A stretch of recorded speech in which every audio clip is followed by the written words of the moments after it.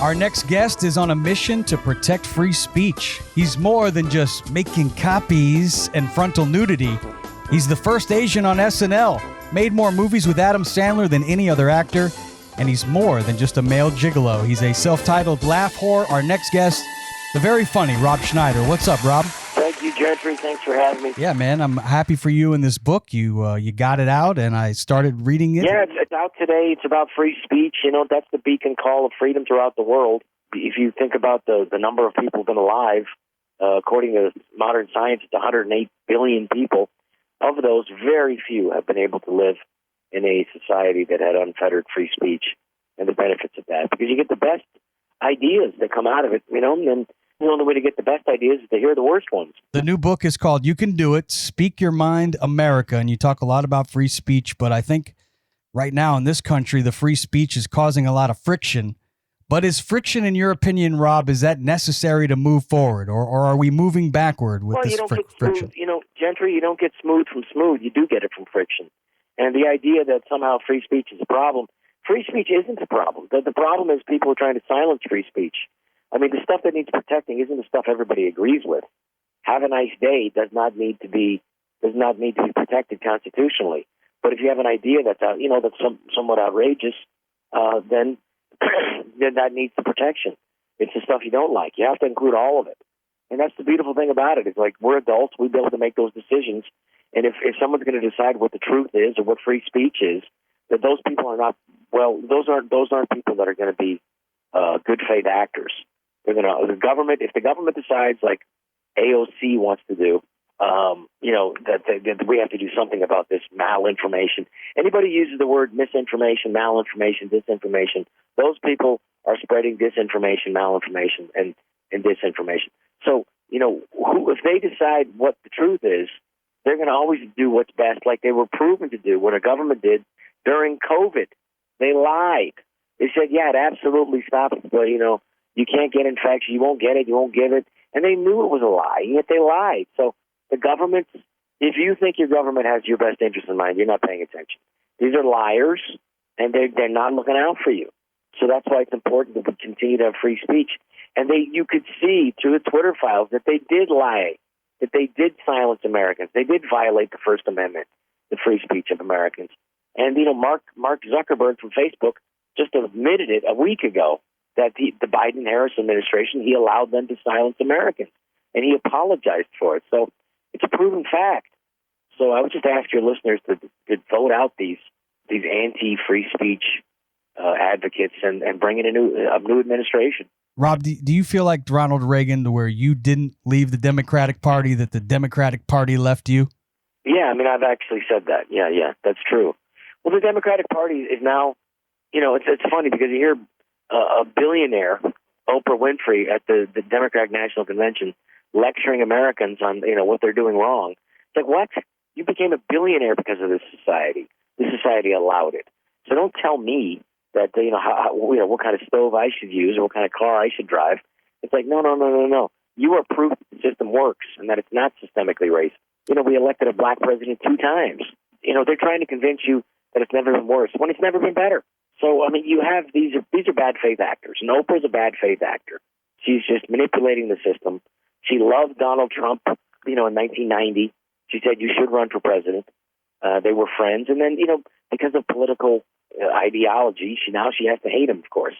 It's just crap. It's a lie. And we're being besieged with lies. So that's why it's never been more important to make sure we have unfettered free speech. And I hope, your listeners will read the book and get emboldened by it, because it's important to recognize when you're being lied to.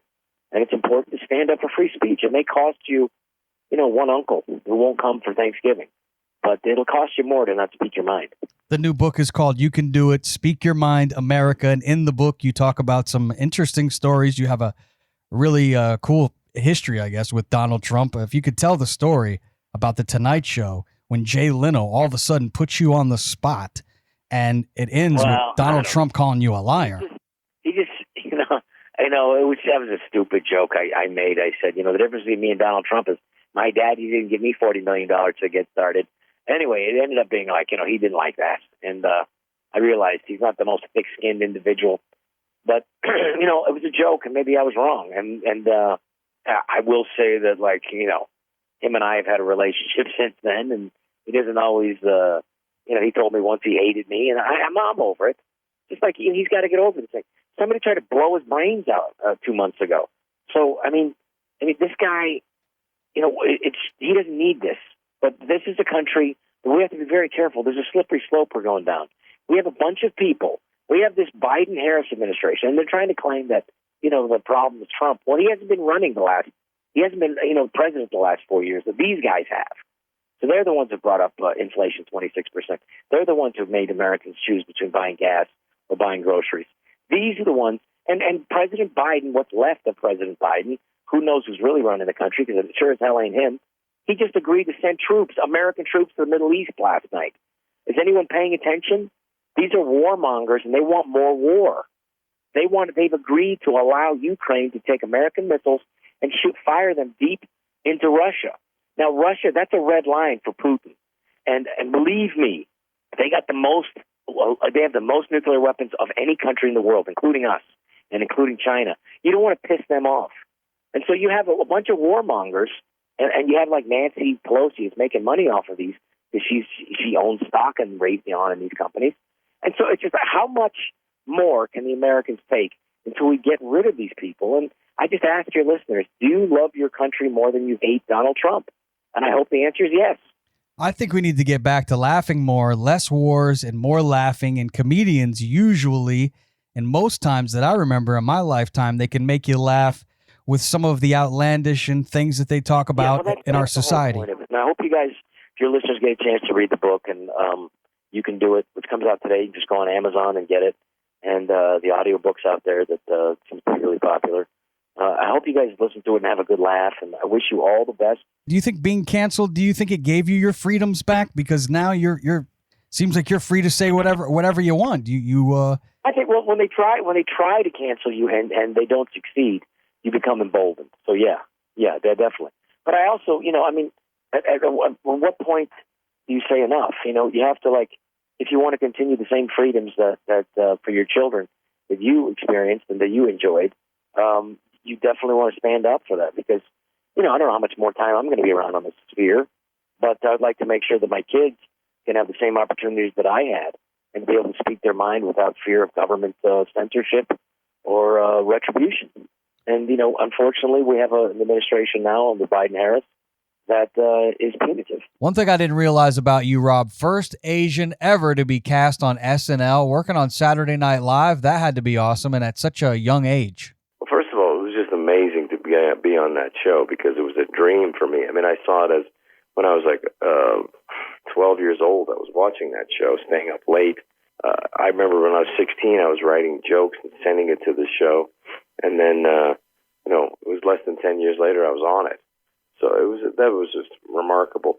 The first sketch, if I remember being on there, was writing for a monologue, which I couldn't believe they were letting me do that, because I'd just gotten there. And then basically I found out that, you know, that is like the lowest job of a writer on that show is the monologue. And I was like, what are you talking about? It's a monologue. This is like what the host said. And so I always thought any job over there was incredible, you know. As long as I wasn't delivering food into the building, I was excited. You know, I'm sure a lot of people wanted to write for that show because it was like the hottest show on TV, and it was like, you know, you had these incredible stars that were like electrifying performers, Dan Aykroyd and Bill Murray and Chevy Chase and the great John Belushi and Gilda Radner, Lorraine Newman, Jane Curtin. I mean, you know, that's a heck of a cast. That's the greatest cast ever. And so, you know, that's where the funniest people in the building were the actors. And I think when I was on there, the funniest people were the writers, you know. And if, you know, I was one of the writers, Adam Sandler and David Spade, you know.